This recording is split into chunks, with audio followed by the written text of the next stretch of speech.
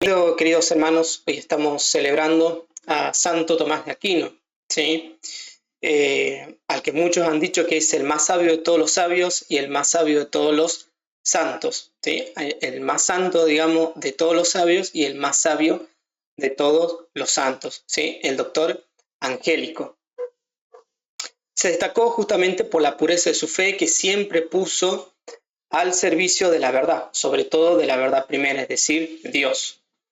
Como auténtico maestro de la fe católica tuvo muchos maestros, pero el mayor de ellos fue justamente San Agustín, ¿sí? De él justamente heredó su doctrina de la predestinación, entre otras cosas, pero fuertemente fue la doctrina de la predestinación, la heredó de San Agustín. Así que bueno, queridos hermanos, espero que disfruten esta meditación este 28 de enero, que estamos celebrando este gran doctor, ¿no? O sea, el máximo doctor de la Iglesia, ¿no? Es el más santo entre todos los doctores de la Iglesia, ¿no? Santo Tomás de Aquino, que bueno, acá, digamos, en la escuela le tenemos mucho aprecio. Yo en lo particular le tengo mucho aprecio a sus enseñanzas, ¿sí? Pues bien, queridos hermanos, la época medieval se caracterizó por ser un ambiente de intrigas, de luchas y apetencias políticas, pero también en este periodo se vivió un clima de renovación monástica y de disputas universitarias. Es en este contexto en donde la vocación religiosa y vida intelectual de Santo Tomás de Aquino florece. También el medioevo es sinónimo de la gran crisis de pensamiento que dividía la cristiandad, pero que habría de encontrar en nuestro santo un estupendo y perfecto moderador.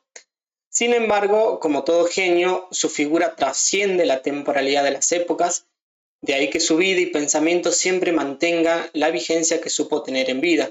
Su sabiduría sigue hoy, justamente, más que nunca, irradiando una luz con un brillo difícil de superar, ¿sí? Y justamente es en esta época, ¿no? En esta época de la historia humana, tantas veces defenestrada, ¿no? Que es el medioevo, en que nace la universidad. La universidad, tal como la conocemos hoy, es un invento medieval, ¿no?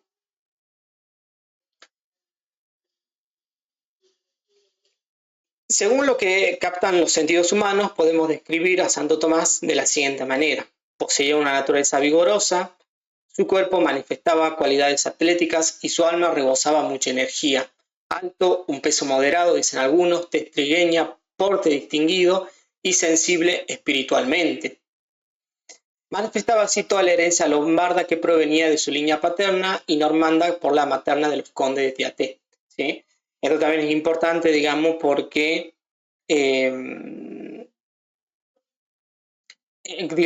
tenía como sensibilidad, digamos, una sensibilidad especial para dedicarse a las cosas de Dios, ¿no? Siempre mostró desde pequeño, ¿no?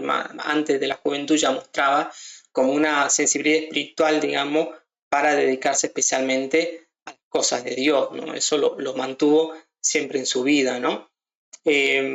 También, como hemos dicho, ¿no? La sabiduría que siempre irradió, ¿no? Con una luz, con un brillo difícil de superar. Por eso es que todo católico, ¿no? Que se prime de serlo, digamos, por recomendación del magisterio. El magisterio de la Iglesia siempre recomendó a Santo Tomás. O sea, todo filósofo católico y todo teólogo católico tiene que recurrir siempre en primer lugar a Santo Tomás, ¿sí? No puede descartar, digamos, todo el magisterio de Santo Tomás. Tiene que siempre recurrir primero. Luego diremos una de las razones, ¿no? Pero tenemos que ser fieles a eso que marca el magisterio, ¿no? De ser siempre, de recurrir siempre a Santo Tomás, ¿no? Si nos dedicamos a teologizar el misterio, si nos dedicamos, ¿no? También a la filosofía, a la sana filosofía, también tenemos que recurrir justamente a este gran doctor angélico. Su familia quería para él una vida monástica en Monte Cassino. Los monjes negros le dieron su primera instrucción orientada sobre todo a las observaciones regulares, a las observancias regulares y a la vida litúrgica. Debido a conflictos entre el pontificado y el imperio, tuvo que continuar sus estudios en la Universidad de Nápoles, donde pudo conocer a la naciente orden de Santo Domingo. Quedó impresionado con el carisma de los famosos dominicos, al punto de reflexionar seriamente sobre su vocación religiosa. Con apenas 19 años. Con esta decisión renunciaba al éxito fácil que su linaje familiar le prometía. Percibe así fuertemente en su vida la voluntad divina que lo inclina a renunciar a su propio yo para así entregarse generosamente a una vocación dominicana, ¿sí? Y esto es importante porque recordemos, digamos, que los dominicos viven, ¿no?, justamente de la caridad, ¿no? Viven de la limosna, ¿no? Por eso practican pero una pobreza severa, ¿no? Una fuerte pobreza, castidad, digamos, justamente porque viven de la limosna, ¿no? Y también vamos viendo cómo va despertando su vocación religiosa al ver los dominicos y también cómo iba en detrimento de la voluntad que tenía, o mejor dicho, de los planes, porque la voluntad de Dios, los planes de sus padres, ¿no? Justamente, pero ahí está la cuestión, los planes de Dios son mejores, ¿sí? Siempre son mejores, ¿no? Tal vez si hubiera entrado a Monte Cassino nunca hubiera destacado como destacó, ¿no? Por eso siempre debemos abandonarnos justamente a la gracia de Dios, ¿sí? Porque de seguro no hubiera destacado como destacó al entrar, ¿no?, a la orden de los predicadores, ¿no?, a la de Santo Domingo, si hubiera seguido los planes, ¿no? Por eso, digamos, la voluntad de Dios es perfecta y siempre los planes de Dios son mejores, ¿sí? Uno de los principales obstáculos que tuvo que sortear fue justamente la oposición de su familia, pero el angélico, ya revestido con los blancos hábitos de Santo Domingo, luchará virilmente para alcanzar su destino. Fue un hombre justamente de carácter fuerte, reacio a retroceder ante las dificultades de la vida, ¿no? Pero también sabe actuar con suave diplomacia ante las insistencias de su madre, y, o sea, de manera cariñosa, perseverando en su voluntad firme de entrar con los dominicos, pero respondiéndole con dulzura a su madre, y con valentía ante el acto deshonesto de sus hermanos al raptarlo cuando se dirigía a Bolonia, acompañado del general de la orden, ¿no? Y más violento fue y gloriosa la victoria cuando en el castillo de San Juan echa, exhibiendo en su mano un tizón incandescente a una mala mujer que lo provoca con bajas pasiones, y fueron sus mismos hermanos los que le tendieron esta trampa, ¿no? Así que bueno, practicó mucho la caridad Santo Tomás, como estamos viendo, a lo largo de su vida, y la paciencia, ¿no? Para perdonar también, ¿no?, las injurias, ¿no?, justamente de sus propios hermanos, ¿no?, justamente que le tienden esta trampa, ¿no?, poniéndole esta mujer, ¿no? Esto es importante. Algunos teólogos dicen que esta victoria le sirvió como manifestación de su eximia ciencia y santidad.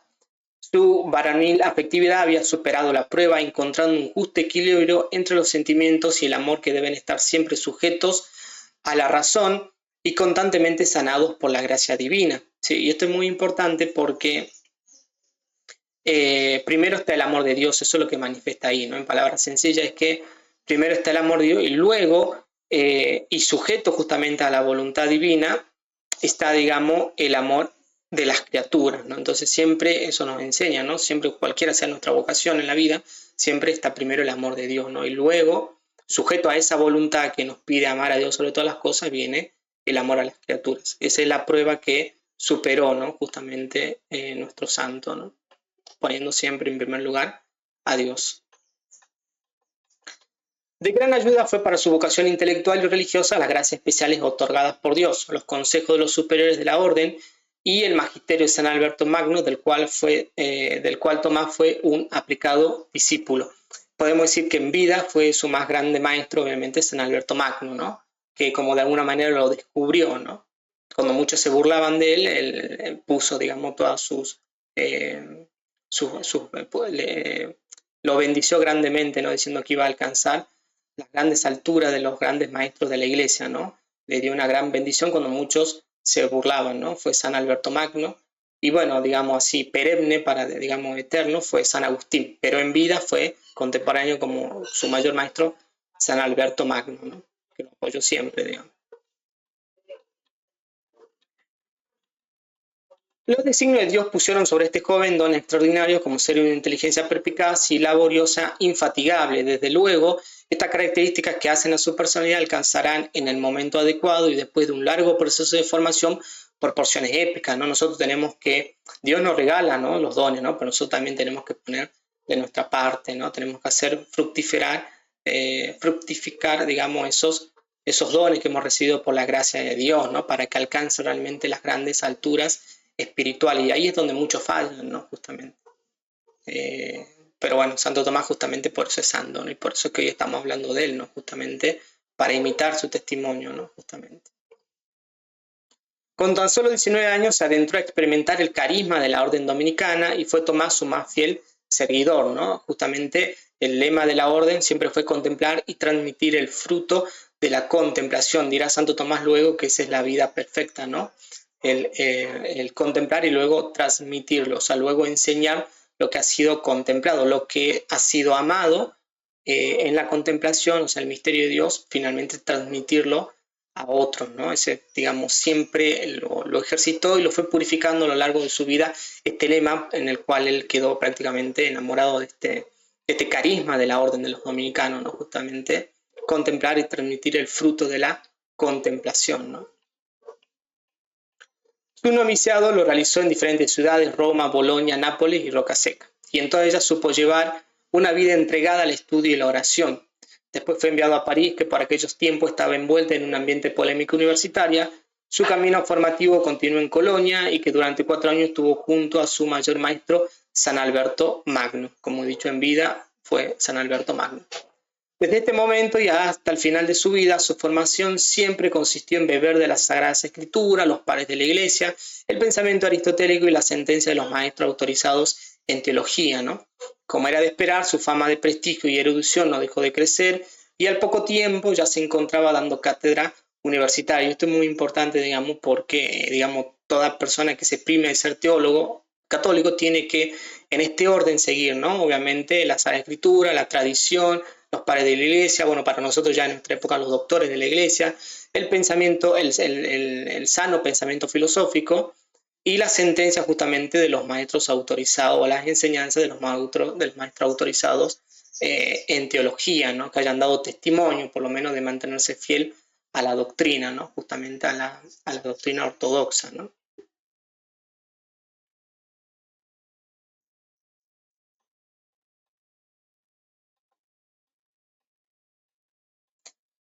Muchos de sus contemporáneos y de quienes escucharon sus clases describieron el carisma de Santo Tomás de Aquino, conformado por un deseo inquebrantable de conocer y amar la verdad. Toda su vida fue un responder permanente a aquella pregunta que se formuló de pequeño: ¿quién es Dios? ¿Sí? Dicen que desde pequeño su madre cuenta que ya de pequeño él preguntaba, ¿no? Cuando tenía 5 años, ¿quién es Dios? ¿No? Y esa pregunta lo marcó para siempre, ¿no? Las siguientes palabras son una descripción perfecta de lo que fue en vida el Aquinate, ¿no? Citamos textual, ¿no? Pureza exquisita de conciencia, aplicación incansable en las horas de estudio, esfuerzo para comprender a fondo cuanto se lee y oye, trabajo para superar toda duda y llegar a la certidumbre, refugiarse cuanto pueda en la sala de armas del espíritu, ¿no? Esto es muy importante, sobre todo en nuestra época, ¿no? Porque acá nos está enseñando también, ¿no? Que la finalidad justamente de la teología no es tanto, digamos, la reflexión sobre los misterios divinos, sino sobre todo contemplar y amar esos misterios. Y más profundamente el misterio, o más específicamente el misterio de Jesucristo, como vamos a ver al final, que vamos a citar un sermón de Santo Tomás donde habla justamente de la pasión de Cristo. Y ahí vamos a ver, digamos, que sobre todo el misterio de la vida de Cristo, ¿no? Es contemplar y amar, no tanto reflexionar como se lo entiende en nuestra época contemporánea, reflexionar sobre la ciencia en sí o sobre una teoría, sino más bien amar, ¿no? Porque justamente el teólogo se acerca no a una teoría muerta, sino a una persona, Jesucristo mismo, ¿no? Entonces eso es una gran enseñanza que hoy podemos rescatar y que siempre practicó en vida Santo Tomás de Aquino, ¿no? Por eso volvemos a decir, ¿no? El más santo de todos los sabios y el más sabio de todos los santos, ¿no? Justamente. Primeramente, su magisterio comienza en París siendo bachiller bíblico y luego como sentenciario. Durante 4 años su docencia fue atacada por ciertas disputas universitarias que eran propias del contexto social y político de la época en la cual vivió, peleas sin sentido entre maestros regulares y seculares. En este sentido, Tomás de Aquino fue para su tiempo una piedra de escándalo. Sin embargo, supo defender su magisterio y por expreso pedido del Papa Alejandro IV se le confirió el grado de maestro, es decir, obtuvo la licencia para enseñar. ¿Sí? El doctor Angélico perseveró en la oración humilde y encendida, en donde le pedía al Señor la ciencia y la gracia para cumplir a la perfección su oficio de maestro. Por un tiempo continuaron las adversidades hasta el extremo de la violencia física, pero todo acabó cuando el Papa mandó a la facultad recibir en su seno con amistad fraternal a Fray Tomás de Aquino. Su enseñanza siempre se caracterizó por ser elegante en cuanto a claridad del lenguaje, pero sobre todo por la caridad con el prójimo y amor a la verdad. El magisterio en París duró 3 años y a pesar de la difícil y agitada situación de rechazo que experimentó, pudo dedicarse a la intensa actividad científica. Fruto de ello son los comentarios a la Sagrada Escritura, el comentario a la sentencia de Pedro Lombardo y tratado sobre la Trinidad y el inicio a la Suma contra Gentiles. O sea, contra los que no profesan la fe cristiana, ¿no? En su tiempo eran los judíos y los musulmanes, ¿no? Justamente los que no profesaban la fe católica, ¿no? Es una obra de apologética, sobre todo la Suma contra Gentiles, ¿no? Aproximadamente para el año 1259 se traslada para Italia, donde daría comienzo a la etapa de su vida más intensa y fecunda. Durante 9 años era el teólogo del estudio general de la corte pontificia. En efecto, su magisterio universitario se verá abrumado por la concurrencia de alumnos y logrará un prestigio sorprendente. Será consultor pontificio de máxima autoridad y finalmente se le da la tarea de purificar el pensamiento aristotélico para que sirva eficazmente a los estudios teológicos. La revisión de los textos que hace justamente Santo Tomás de Aristóteles fue parte del gran legado que le dejó al mundo occidental, ¿no?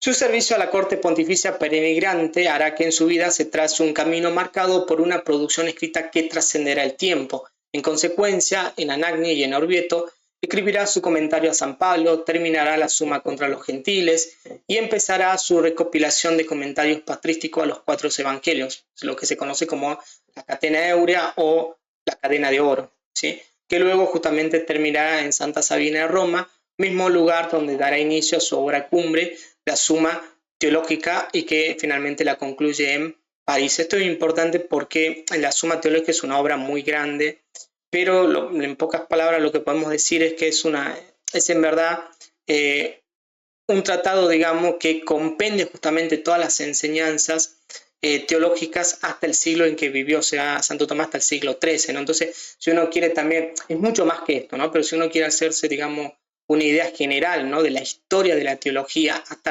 el momento en que vivió Santo Tomás, siglo XIII, bueno, eso es como un manual, ¿no? Justamente es un tratado de teología en el sentido que abarca toda la ciencia teológica hasta el siglo XIII, ¿no? Por eso cita mucho a los padres de la iglesia, ¿no? A los que habían venido, a los que habían estado antes que Tomás de Aquino, ¿no? Sobre todo al que más lo cita obviamente en la Suma Teológica es a San Agustín, ¿no? Como hemos dicho, ¿no? Pero cita a muchos otros padres de la iglesia, ¿no? Así que es una obra que hay que por lo menos leerla, ¿no? O sea, más allá de que uno se dedique o no a la teología, es una obra que hay que alguna vez leerla, ¿no? Por lo menos porque es muy importante para la fe católica, ¿no? Su obra maestra le llevó a redactarla a lo largo de varios años, de 1268 al 1272. Hoy en día está justamente considerada una pieza trascendental de la ciencia sagrada, ¿no? Justamente lo que venimos hablando. Su segunda estancia en París será la etapa más gloriosa de su enseñanza universitaria. Es en este momento que alcanza el máximo prestigio en la corte real de San Luis de Francia y la más grande admiración de sus discípulos, que recogieron hermosos testimonios de su gestión universitaria. Envuelto en un ambiente de intrigas y peleas, decide Santo Tomás de Aquino volver a su patria para acceder a la cátedra universitaria de su ciudad natal. Entrando ya en la recta final de su vida y en plena madurez, se ocupará ahora de los problemas de la vida. Esta etapa de su magisterio napolitano será breve. Nuestro santo teólogo le dedicará mucho tiempo a resolver los asuntos de su propia familia, ayudando a su hermana viuda, aconsejando en los asuntos de su provincia dominicana y sobre todo organizando la casa de estudios. Se lo observa más compenetrado con la labor ministerial de la palabra. Ahora más que nunca sus jornadas de predicación serán largas, manifestando así otra faceta importante de su excelsa personalidad, es decir, la de predicador, ¿no? También fue predicador, no solamente fue filósofo, teólogo, profesor universitario, muchas cosas que se dicen, ¿no? Sino, que son ciertas, también son muy verdaderas, sino también predicador, ¿no? Es una faceta poco conocida de Santo Tomás, la de predicador, ¿no? Pero en la que realmente también destacó, ¿no? Como predicador, ¿no? Predicador apostólico, ¿no? Por eso, como dice, ¿no? Fue un excelente predicador apostólico en tiempos en que fueron realmente turbulentos para el ambiente universitario. Tal es así que en 1260 su provincia le confiere el cargo de predicador general. Sin embargo, una de sus mayores hazañas como predicador fue cuando en 1264 se le confirió la difícil tarea de cantar litúrgicamente las glorias del sacramento delante del Papa y los cardenales. Además, sus prédicas fueron muy populares en las basílicas romanas entre los años 1265 y 1267. Es célebremente recordado aquel sermón de Semana Santa predicado en Santa María la Mayor. Con razón se dijo lo siguiente de ese sermón: conmovió al pueblo hasta las lágrimas cuando hablaba de la pasión de Cristo, y el día de Pascua lo movió hasta los mayores transportes de alegría, asociándolo al incontenible gozo de la Santísima Virgen por la resurrección de su Hijo. Pero más impresionante fueron los sermones napolitanos. Por eso en 1273 se dirá que predicaba con los ojos cerrados y dirigidos al cielo. Este testimonio fue importante porque fue utilizado por Juan de Blas en su proceso de canonización, y por otra parte Guillermo de Tocco afirmaba también, ¿no?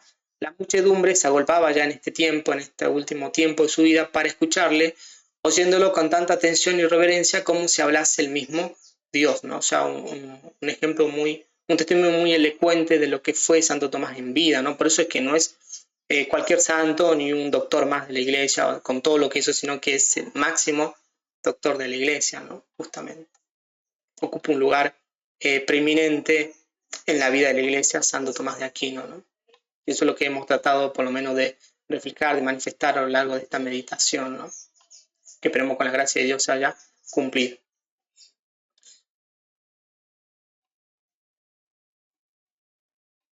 Su madurez intelectual había alcanzado por aquellos años un nivel superlativo que devino justamente en una singular experiencia mística, ¿no? Muchos dicen que antes de este momento ya había dado muestra de haber tenido otras experiencias místicas, ¿no? De ahí que luego de la visión sobrenatural en la cual su alma quedó intensamente iluminada con la ciencia de los santos, decidió entonces Santo Tomás, después de celebrar la misa de San Nicolás, dejar de escribir porque todo le parecía paja, es decir, poca cosa. Quiere decir una expresión como decir, le parecía poca cosa todo lo que había escrito, ¿no? Frente justamente a lo que se le había revelado por gracia de Dios. Igualmente no siguió predicando ni teniendo contacto justamente con los demás hombres. A partir de este momento se entrega totalmente a la oración, ¿no? Son los últimos instantes de su vida, los últimos momentos de su vida, se entrega totalmente a la oración. Practicó justamente el diálogo directo con nuestro Señor Jesucristo. Este fue su máximo regalo dado por Dios, ¿no? Justamente en este diálogo, en este momento ya final de su vida, cuentan, ¿no? La tradición que se le dice, ¿no? Jesús, ¿no? Has hablado bien de mí, Tomás, ¿qué quieres, no? En recompensa, y Santo Tomás le dice, solamente a ti, Señor Jesús, ¿no? O sea, hermosas palabras, ¿no? Justamente es un diálogo muy íntimo entre Santo Tomás y nuestro Señor Jesucristo, ¿no?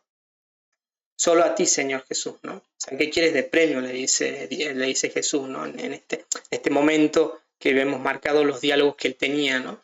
Y él le dice, solo a ti, Señor Jesús. Un diálogo así conmueve, ¿no?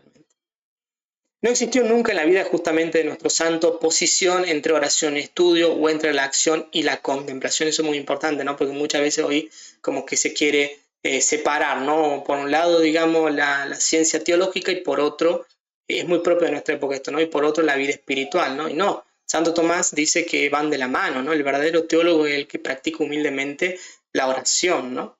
Muy importante esto, ¿no?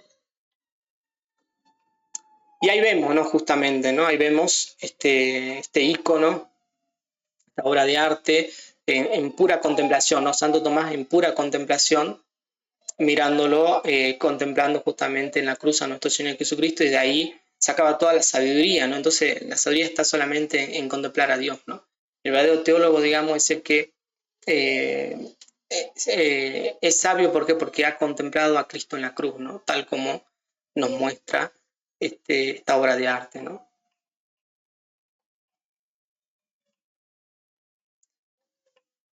Finalmente fue canonizado por el Papa Juan XXII en Aviñón el día 18 de julio del año 1323 y declarado doctor de la Iglesia por el Papa Pío V el 11 de abril del 1567.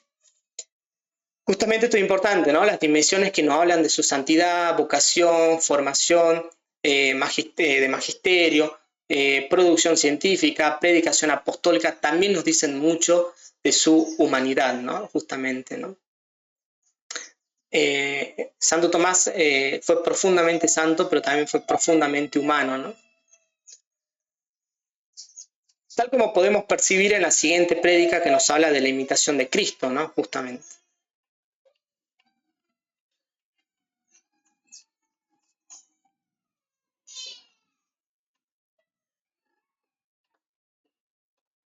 La pasión de Cristo basta para servir de guía y modelo a toda nuestra vida, pues todo aquel que quiere llevar una vida perfecta no necesita hacer otra cosa que despreciar lo que Cristo despreció en la cruz y apetecer lo que Cristo allí apeteció.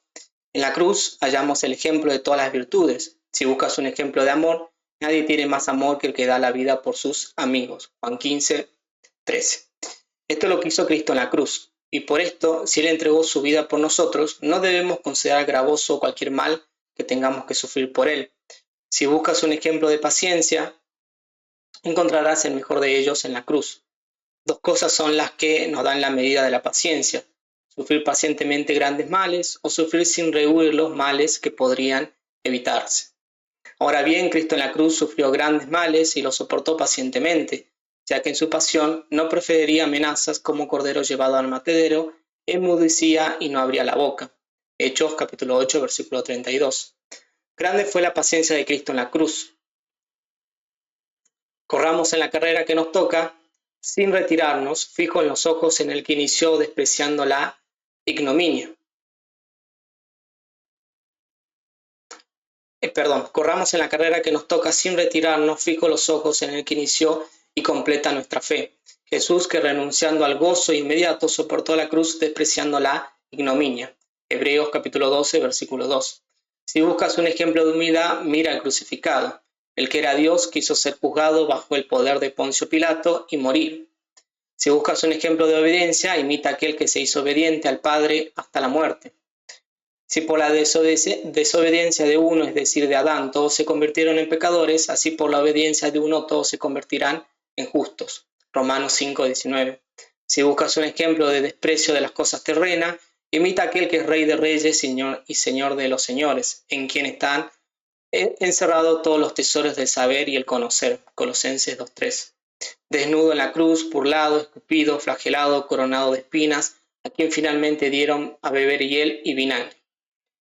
No te aficiones a los vestidos y riquezas, ya que se repartieron mis ropas, Mateo 27:35, ni a los honores, ya que él experimentó las burlas y azotes, ni a las dignidades, ya que le pusieron una corona de espinas que habían trenzado, Mateo 27:29, ni a los placeres, ya que para mi sed me dieron vinagre, Juan 19:28, 29. Pues bien, queridos hermanos, entonces, para irnos despidiendo, ¿no? Santo Tomás nos enseña, ¿no? que el que imita a Jesucristo, ¿no? En este sermón lo que nos quiere enseñar Santo Tomás, que el que imita justamente a Jesucristo no solo es heredero de la vida eterna, sino también profundamente humano, ¿no? Entonces le pidamos a nuestro Señor Jesucristo la gracia de ser humildes, prudentes, caritativos, sobrios, puros y pacientes, sabios, porque en todo ello sobresalió Santo Tomás. Que así sea. Amén.